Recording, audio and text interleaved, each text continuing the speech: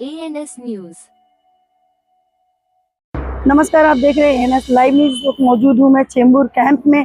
जो आप देख रहे हैं मेरे पीछे, रोज वॉट बिल्डर जो है किस तरीके से ये कब्जा करते जा रहा है। देख रहे हैं यहाँ पे नो पार्किंग का जगह है, यहाँ पे लोगों को गाड़ी आने जाने की रास्ता, और यहाँ पे पूरा नो पार्किंग का वो भी लगा हुआ। फिर भी इतने सारे दो पार्किंग करके, 2 व्हीलर का अलग, 4 व्हीलर का अलग, इस तरीके से इन लोग का जो बिल्डर का जो चल रहा है, ये सही तरीके से इन लोग का ये खत्म होना चाहिए और इसके ऊपर कोई कड़क से कड़क कार्रवाई करनी चाहिए। इस तरीके का पार्किंग बंद करना चाहिए क्योंकि पब्लिक को आने जाने का रास्ता नहीं मिल पाता।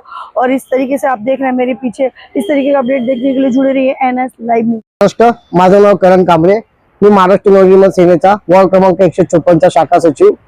खूप दिवसापासून मला सामान्य लोकांची तक्रार येत होती की रोज वॉल बिल्डर हा राया अनधिकृत बांधकाम करत आहे, प्लस ते त्याची बीएमसीची जी लँड आहे रस्ता येण्या जाण्याचा, तिथे ते नो पार्किंग लावून त्यांच्या गाड्या पार्किंग करत आहेत। याच जागी अगर समजा नॉर्मल फेरीवाले जे आमचे माता बहिणी आहेत त्यांनी फेरी धंदा लावला असता तर बीएमसी लगेच ऍक्शन घेते। पण आता बीएमसी कुठे आहे?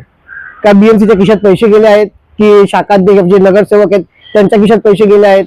काय म्हणजे मला काही कळत नाही की कोणी येते काहीही करतंय आणि नंतरला बीएमसी ऍक्शन घ्यायला जे फेरीवाले गरीब आहेत त्यांच्यावर ऍक्शन घेतील। पण इथे यांचा असा बीएमसी वाले जे रस्त्यावर डायरेक्ट कुठेही नो पार्किंग लावून आपल्या प्रायव्हेट गाड्या लावतात, त्यांना ऍक्शन घेत नाही।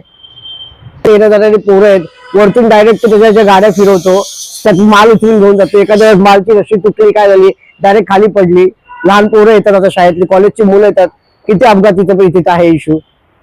हो, बीएमसी सगळे अधिकारी मला वाटतं त्यांना सगळ्यांना पैसे खायला घातलेले आहेत, जेणेकरून कोणी यायला बघत नाहीये।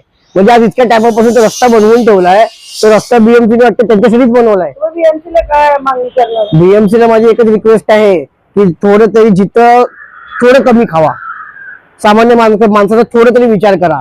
खिशे भरतायत म्हणून भरू नका, पोट बाहेर काढू नका स्वतःची।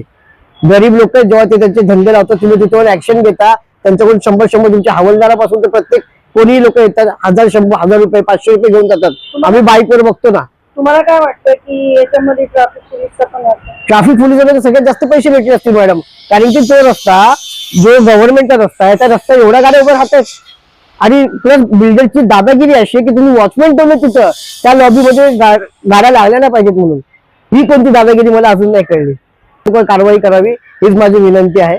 आणि जे अनधिकृत रस्ते बाहेर काढले आहेत, त्यांच्या जागा बाहेर करून ते काम करतायत, ती बीएमसीची जागा आहे जी थोडी म्हणजे असं समजा की 10% 2% तोडले, बाकी 8% त्यांना युज करतात अजून पण दिलेला आहे, तर ते देखील कारवाई करावी।